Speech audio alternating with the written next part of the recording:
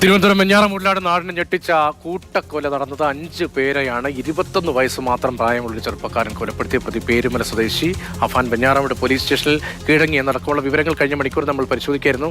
മരിച്ചത് പ്രതിയുടെ സഹോദരൻ അഫ്സാൻ, മുത്തശ്ശി സൽമ ബീവി, പെൺസുഹൃത്ത് ഫർസാന, അച്ഛന്റെ ജ്യേഷ്ഠൻ ലത്തീഫ്, ഭാര്യ ഷാഹിദ എന്നിവരാണ് എന്നത് ഇപ്പോൾ ഏറെക്കുറെ സ്ഥിരീകരിച്ചിട്ടുണ്ട്. അമ്മ ഷമി അതീവ ഗുരുതരാവസ്ഥയിൽ തുടരുകയാണ്. 6 പേരെയും ആക്രമിച്ചത് ചുറ്റിക കൊണ്ടാണ് എന്നതാണ് ഞെട്ടിക്കുന്ന വിവരം വരുന്നത്. ജിബിനുണ്ട് അഫാന്റെ വീട്ടിൽ നിന്ന്. പെരുമലയിൽ വെഞ്ഞാറമൂട് നിന്ന് അമൽ തേനമ്പറമ്പിലും ഒപ്പം രാഹുൽ നാഥും പെൺകുട്ടിയുടെ സുഹൃത്തിന്റെ വീട്ടിൽ നിന്ന് ഉള്ള വിവരങ്ങൾ ഉൾപ്പെടെ നമുക്കൊപ്പം പങ്കുവയ്ക്കുന്നു. ഒപ്പം പാങ്ങോട് പോലീസ് സ്റ്റേഷനിലുള്ള വിവരങ്ങളുമുണ്ട്. പാങ്ങോട് പോലീസ് സ്റ്റേഷൻ പരിധിയിലാണ് ഒരു കൊലപാതകം ഉണ്ടായത്. മറ്റ് കൊലപാതകം വെഞ്ഞാറമൂടും ഒപ്പം നെടുമങ്ങാട് മേഖലയുമായി കേന്ദ്രീകരിച്ചാണ്. ജിബിനിലേക്കാണ്. ജിബിൻ അഫാന്റെ വീട്ടിൽ നിന്നുള്ള ആദ്യ വിവരങ്ങൾ നേരത്തെ പ്രേക്ഷകരിലേക്ക് എത്തിക്കുമ്പോൾ അതിന്റെ തുടർച്ചയായി ഞെട്ടിക്കുന്ന വിവരങ്ങൾ ഓരോന്നോരോന്നായി നാട്ടുകാർ ഉൾപ്പെടെ പങ്കുവയ്ക്കുകയും ചെയ്യുന്നുണ്ടായിരുന്നു.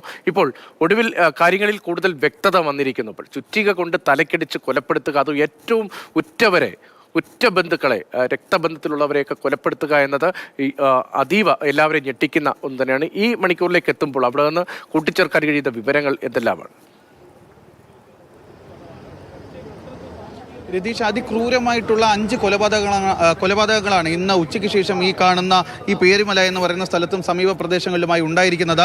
ഈ അഫാൻ എന്ന് പറയുന്ന 23 വയസ്സുകാരനാണ് 6 പേരെ കൊല്ലാൻ ശ്രമിച്ചിട്ടുള്ളത്. ഇതിൽ 5 പേർക്കാണ് ഇപ്പോൾ ദാരുണമായ രീതിയിൽ മരണം സംഭവിച്ചിരിക്കുന്നത്. അഫാന്റെ ഉമ്മ ഇപ്പോഴും ഗോകുലം മെഡിക്കൽ കോളേജ് ആശുപത്രിയിൽ വെന്റിലേറ്ററിൽ ചികിത്സയിലാണ്.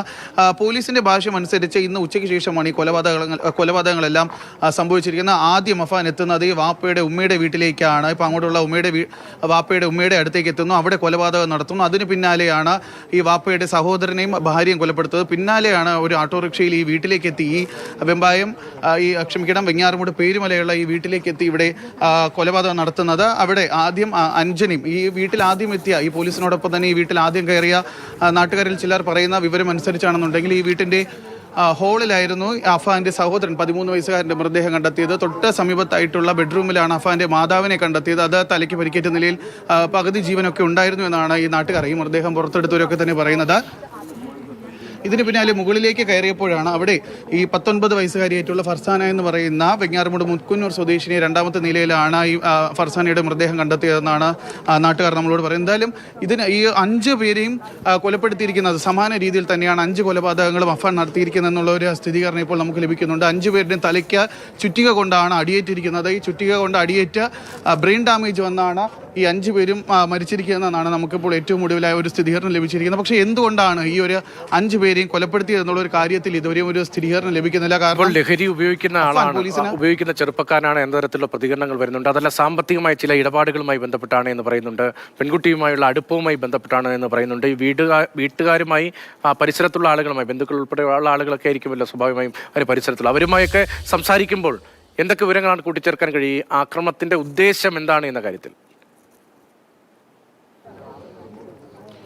രതീഷ്, നമുക്ക് ഇത് സംബന്ധിച്ച് സ്ഥിരീകരിക്കാൻ പറ്റുന്ന ഒരു വിവരങ്ങൾ ലഭിച്ചിട്ടില്ല. കാരണം അഫാൻ പോലീസിന് കൊടുത്തിരിക്കുന്ന മൊഴി അനുസരിച്ച് അഫാന്റെ പിതാവിന് സാമ്പത്തിക പ്രതിസന്ധി ഉണ്ടായിരുന്നു. വിദേശത്ത് അഫാന്റെ പിതാവിന് വർഷങ്ങളായി സ്പെയർ പാർട്സിന്റെ കച്ചവടമാണ് ഉണ്ടായിരിക്കുന്നത്. അത് സംബന്ധിച്ച് നഷ്ടങ്ങൾ ഉണ്ടായിരുന്നു. ഇത് കുടുംബത്തെ വലിയ രീതിയിൽ അഫാന്റെ മാതാവിന് ഏറെ നാളെ ക്യാൻസറിന്റെ ചികിത്സയിലാണ്. ഇത് സംബന്ധിച്ച് ആ മാതാവിന്റെ ചികിത്സയും പിതാവിന്റെ അവിടെ വിദേശത്തുള്ള ബിസിനസ് നഷ്ടമായി. ഇത് സംബന്ധിച്ചിട്ട് കുടുംബത്തിന് വലിയ രീതിയിലുള്ള സാമ്പത്തിക പ്രശ്നങ്ങൾ ഉണ്ടായിരുന്നു. ഇതിനെ തുടർന്ന് വീട്ടിലുള്ള എല്ലാവരും, ഈ പ്രത്യേകിച്ച് അഫാന്റെ വീട്ടിലുള്ളവർ ആത്മഹത്യ ചെയ്യാൻ ശ്രമിച്ചിരുന്നു. ആദ്യം ഇന്ന് ഉച്ചയോടുകൂടി മാതാവിനെയാണ് ആദ്യം അഫാൻ കഴുത്ത് ഞെരിച്ച് കൊല്ലാൻ ശ്രമിക്കുന്നത്. പിന്നീട് അത് ഉപേക്ഷിക്കുകയായിരുന്നു. തുടർന്ന് ഇവിടെ നിന്ന് സമീപത്തുള്ളൊരു കടയിലേക്ക് എത്തി അവിടെ നിന്ന് ചുറ്റിക വാങ്ങിക്കൊണ്ടുവന്നാണ് കൊലപാതകം നടത്തിയത്.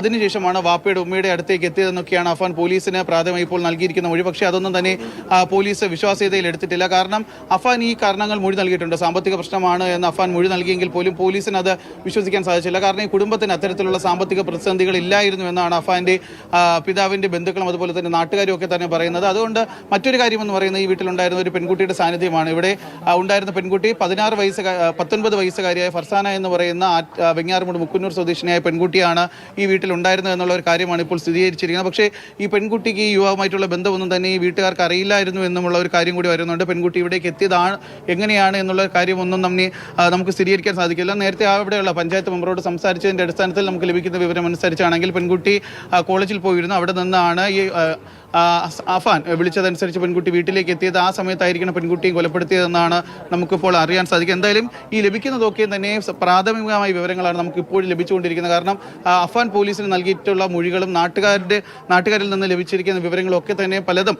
തമ്മിൽ കോർത്ത് വായിക്കാൻ പോലീസിന് ഇപ്പോഴും സാധിക്കുന്നില്ല. അതുകൊണ്ട് എന്തിനായിരുന്നു ഈ ഒരു കൊലപാതകം എന്ന് സംബന്ധിച്ചിട്ടുള്ള കാര്യങ്ങളിൽ ഇപ്പോൾ രണ്ട് കാര്യങ്ങളാണ് ഇപ്പോൾ നിൽക്കുന്നത്. ഒന്ന്, അഫാന്റെ കുടുംബത്തിന് വലിയ രീതിയിലുള്ള സാമ്പത്തിക ബാധ്യത എന്ന് അഫാൻ പോലീസിന് മൊഴി നൽകിയിട്ടുണ്ട്. അതാണോ?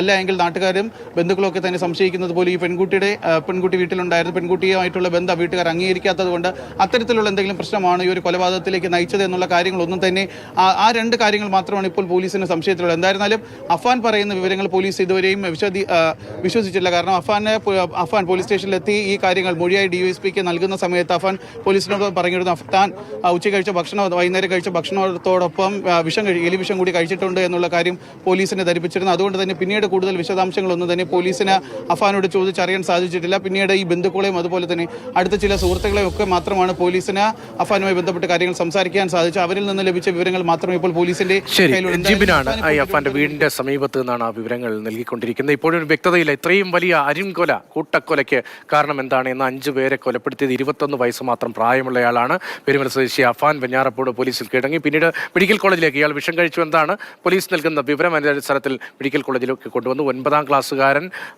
സഹോദരനായ അഫാനെയും അതേസമയം 95 വയസ്സുള്ള സൽമാ ബീവി എന്ന മുത്തശ്ശിയും ഉൾപ്പെടെയാണ് ഈ കൊലപാതകത്തിന് ഇരയാക്കിയത്. പലയിടത്തായാണ് ഈ കൊലപാതകം സംഭവിച്ചത്. ഒരു കൊലപാതകം പാങ്ങോട് നടക്കുന്നു, പിന്നീട് വെഞ്ഞാറമ്മൂട് പോലീസ് സ്റ്റേഷന്റെ പരിധിയിലും വെഞ്ഞാറമ്മൂട് നിന്ന് അല്പം അകലെയായ പേരുമല സ്ഥലത്തും SN പുരം എന്ന സ്ഥലത്തുമൊക്കെയാണ് ഈ കൊലപാതകങ്ങൾ നടക്കുന്നത്.